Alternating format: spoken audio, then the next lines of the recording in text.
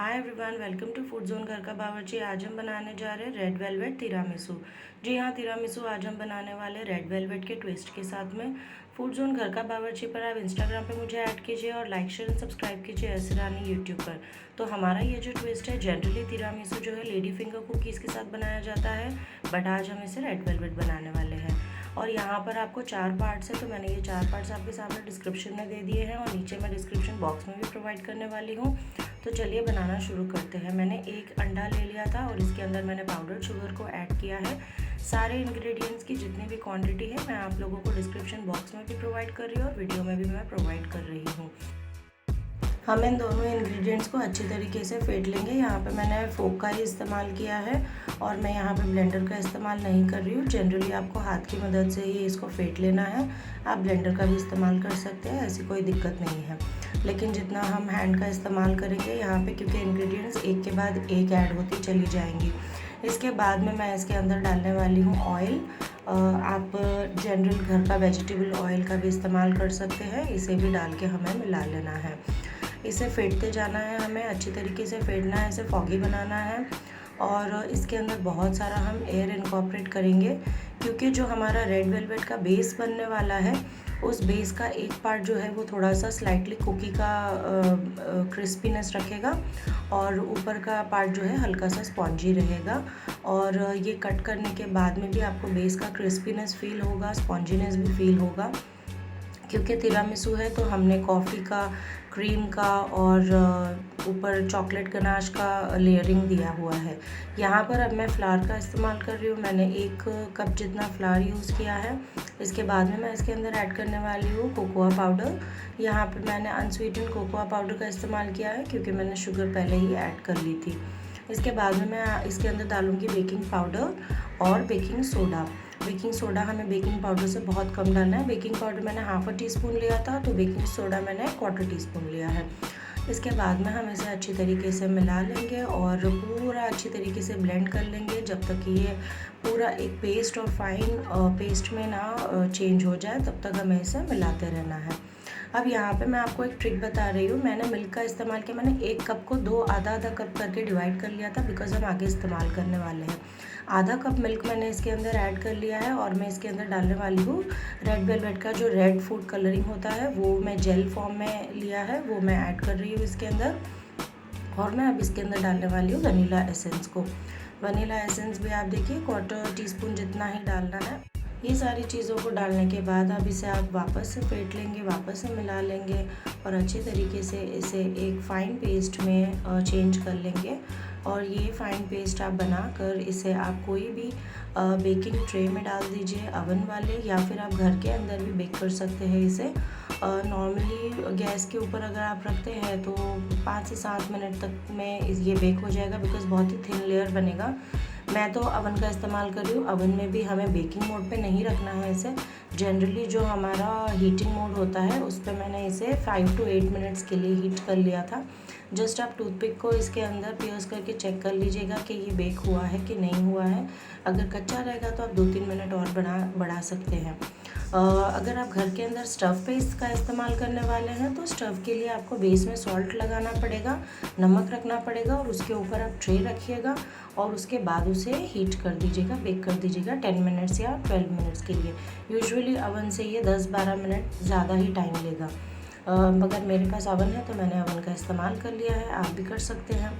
यहाँ पर मैं इसे अच्छी तरीके से स्प्रेड कर लूँगी मेरी ट्रे में। मैंने ट्रे को थोड़ा सा ग्रीस कर लिया था। अब इसके बाद में हम इसे थोड़ा सा टैप करेंगे ताकि इसके जितने भी एयर बबल्स हैं वो निकल जाए। और इसे हम टैप करने के बाद में 8 से 10 मिनट तक डायरेक्टली अवन के अंदर डाल देंगे। ये देखिए बनके हमारा 8-10 मिनट के बाद में रेडी हो चुका है। अब यहाँ पर हम 2 चीज़ें बनाने वाले हैं। एक है चॉकलेट व्हिप्ड क्रीम और दूसरा है कॉफ़ी व्हिप्ड क्रीम। सबसे पहले मैंने कॉफ़ी लिया है, एस्प्रेसो को कॉफ़ी लिया है मैंने यहाँ पर 1 टीस्पून, और इसके अंदर मैंने वार्म वाटर डाल के इसे अच्छे तरीके से शेक कर लिया और मिला लिया था। इसे अच्छे तरीके से आप मिला लीजिएगा ताकि आपकी जो कॉफ़ी है वो डिज़ोल्व हो जाए। इसके बाद में हम इसके अंदर डाल रहे हैं 1 टेबलस्पून जितना शुगर पाउडर, और शुगर पाउडर को भी हम डाल के पूरी तरीके से डिज़ोल्व कर लेंगे। क्योंकि हमने वार्म वाटर यहाँ पे लिया था तो शुगर भी आसानी से डिज़ोल्व हो जाएगी। ये डिज़ोल्व होने के बाद में आप देखिए इसको थोड़ा सा फ्रॉथी करना है आपको। थोड़े से इसके ऊपर बबल्स आ जाएंगे, ज़्यादा नहीं है, थोड़ा सा ही आपको इसको बबल्स डालना है। और यहाँ पर आप क्या करेंगे, अभी इसके अंदर वापस हम वनीला एसेंस डालेंगे, 3 से 4 ड्रॉप्स डालेंगे, ज़्यादा नहीं डालना है। इसे भी हम मिला के साइड में रख लेंगे। अब हम चलिए बढ़ते हैं हमारे चॉकलेट गनाश बनाने की ओर।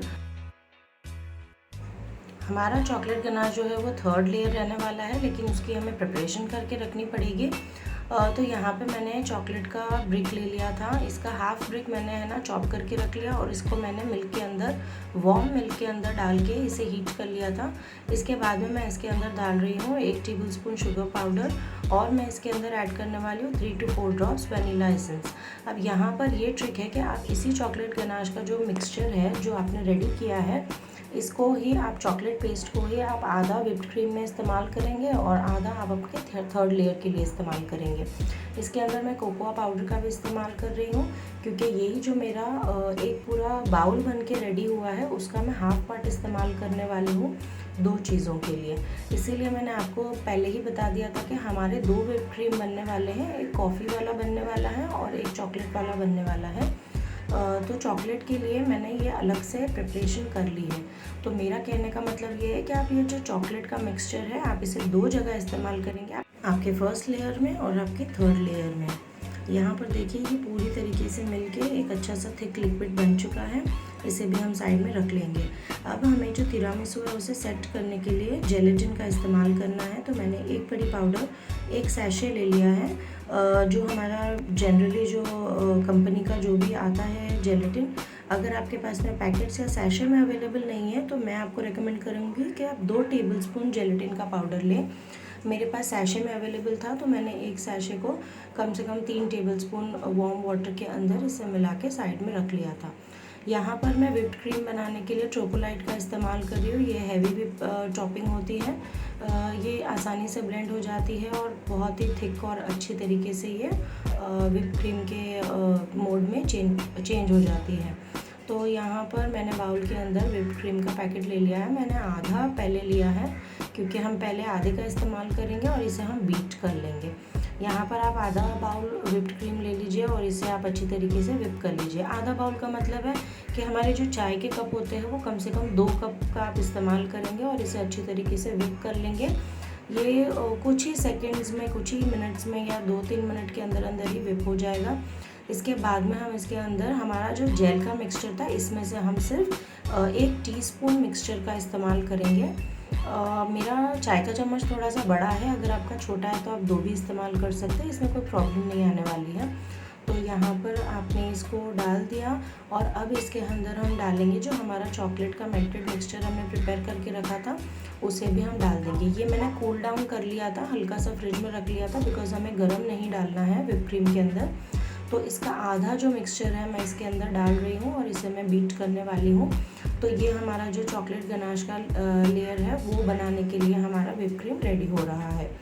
यूजुअली तिरामिसू में हम लोग रम का इस्तेमाल करते हैं, अल्कोहलिक होता है तिरामिसू, हम लोग नहीं यूज़ करते हैं अल्कोहल को खाने पीने में। तो मैंने यहाँ पर नहीं अल्कोहल का इस्तेमाल किया है। बिना अल्कोहल के इस्तेमाल किए हुए भी आप घर के अंदर तिरामिसू बहुत ही ज़बरदस्त तरीके से बना सकते हैं। ये बहुत ही आसान तरीका है, ये लेयर चॉकलेट केक जैसे भी सर्व करता है और प्लस इसको तिरामिसू ही कहते हैं usually because it has 3 layers. यहाँ पर मैंने इसको ब्लेंड कर लिया है अच्छे तरीके से और मेरा जो चॉकलेट का मिक्सचर है इसे मैं थोड़ा सा टेस्ट करके देखने वाली हूँ। मुझे लगा कि इसके अंदर चॉकलेट की और थोड़ी सी ज़रूरत है तो मैंने इसके अंदर 2-3 टेबलस्पून चॉकलेट और डाल दिया है। तो यूजुअली आपका जो व्हिप्ड क्रीम है तिरामिसू का, उसके लेयर में फ़ाइन चॉकलेट का जो फ्लेवर है वो आना चाहिए जैसे कि हमारे मूव्स में आता है।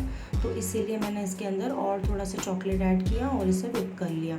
अब इसे मैं फ्रिज के अंदर रख रही हूँ, मैं इसे बाहर नहीं रखूँगी बिकॉज व्हिप क्रीम है और हमें चिल्ड मोड पे चाहिए। अब यहाँ पर अपना केक का जो क्रस्ट है ये देखिए आप बेक होके रेडी हो चुका है और ठंडा भी हो चुका है। तो गरम केक के बेस के ऊपर आप इसे नहीं बिछाएंगे, इसको भी आपने चिल कर लेना है और इसके बाद में आपका जो व्हिप क्रीम का फर्स्ट लेयर है वो आप लगा दीजिए, अच्छी तरीके से स्प्रेड कर लीजिए, एक थिक लेयर बिछा लीजिए। मैंने पूरा चॉकलेट का जो भी मेरा मूस था वो पूरा डाल दिया इसके ऊपर और इसे मैं रेफ्रिजरेट कर दूँगी, मैं फ्रिज के अंदर रख लूँगी। जब तक आप अपना दूसरा लेयर तैयार कर रहे हैं कॉफ़ी का, तब तक आप इसको फ्रिज में चिल होने के लिए रख दीजिएगा।